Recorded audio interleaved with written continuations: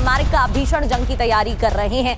ना सिर्फ America, Israel भी तैयारी कर रहा है और अगले हफ्ते ईरान पर भीषण हमले की तैयारी है। नए नाम के साथ शुरू होगा ईरान के खिलाफ ऑपरेशन, यानी कि नया ऑपरेशन, नया नाम और तैयारी तेज है। ना सिर्फ अमेरिका की, इजराइल और अमेरिका तैयारी कर रहे हैं। अगले हफ्ते इसी के साथ भीषण हमला भी हो सकता है।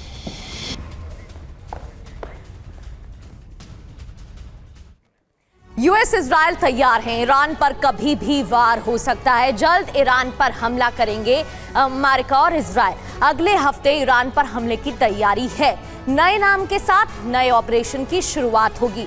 इजराइल डिफेंस फोर्स किसी भी वक्त हमले के लिए तैयार है, बस आदेश का इंतजार है। इजरायली सेना को हाई अलर्ट पर रखा गया है। वहीं अमेरिका के वॉर प्लान को समझते हैं। अमेरिका की क्या तैयारी है, देखिए, मल्टी स्ट्राइक हमलों का खाका अमेरिका ने तैयार किया है। इजराइल के साथ मिलकर हमला करने की तैयारी है। यूएस सेंट्रल कमांड हमलों की शुरुआत करेगा। ईरान के मिलिट्री ठिकानों पर हमले किए जाएंगे और टारगेट पर पिन पॉइंट हमले संभव हैं। लेकिन आगे क्या होगा? कभी भी सीज़फायर टूट सकता है, कभी भी अमेरिका इजराइल का ईरान पर हमला हो सकता है और हमला देखने को मिल सकता है।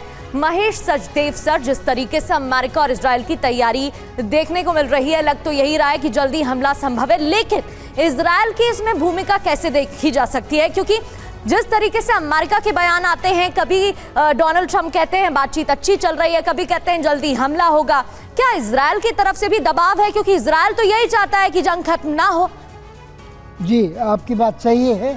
चाहे 28 फरवरी की लड़ाई हो या पिछले साल जून की लड़ाई हो, इजराइल ने ही अमेरिका को इस बारे में उकसाया और युद्ध की शुरुआत करने पर मनाया। और इसके बाद तीसरी बार भी अगर ये होता है तो ये अमेरिका की इजराइल के सामने फिर से झुकना की परिस्थिति होगी।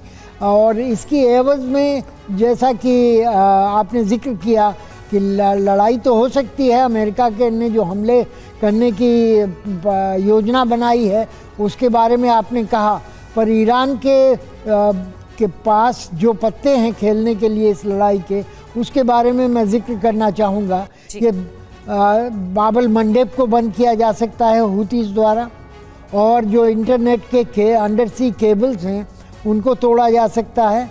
इन अंतर्राष्ट्रीय संचार के जो साधन हैं जो रेड सी में जाते हैं या गल्फ से जाते हैं, उनके ऊपर प्रहार किया जा सकता है। और जो खाड़ी में अरब देश हैं जिनसे बदला लेता रहता है ईरान अमेरिकी प्रहारों का, तो उनके ऊपर भी दोबारा से अटैक किया जा सकता है। तो ये सब संभावनाएं हैं ईरान के साथ, और इनको लेकर के मेरे ख्याल से अमेरिका को कई बार सोचना होगा। और ख़ास तौर पर अगर आप बात करें अमेरिका के अंदरूनी हालात की, तो चुनाव करीब आ रहे हैं। 3/4 लोग अमेरिका के इस युद्ध के पक्ष में नहीं हैं। वो कहते हैं, 2/3 लोग कहते हैं कि ट्रंप साहब ने कभी पूरी तरह से ये बताया ही नहीं है जनता को कि ये लड़ाई क्यों लड़ी जा रही है। तो इन सब परिस्थितियों के बीच में और 60 दिन की मोहलत जो वॉर पावर्स एक्ट में थी, उसको 30 दिन और एक्सटेंड किया जा सकता है। उसकी एवज में ट्रंप कह चुके हैं कि लड़ाई को टर्मिनेट कर दिया गया है। तो टर्मिनेट की हुई लड़ाई को दोबारा से शुरू कैसे कर सकते हैं, इसके बारे में भी उनको दोबारा से बयानबाजी करनी होगी। बिल्कुल, घरेलू फ्रंट पर तो चुनौतियां बढ़ ही रही हैं, लेकिन असली बात यह है कि क्या इस पूरे वॉर को अमेरिका के पक्ष में करके ट्रंप इसे क्लोज अप कर सकते हैं, इसको वाइंड अप कर सकते हैं? ये बहुत बड़ा सवाल है, क्योंकि वॉर तो शुरू है, इसको एंड कैसे करना है ये शायद अब ट्रंप को भी नहीं पता।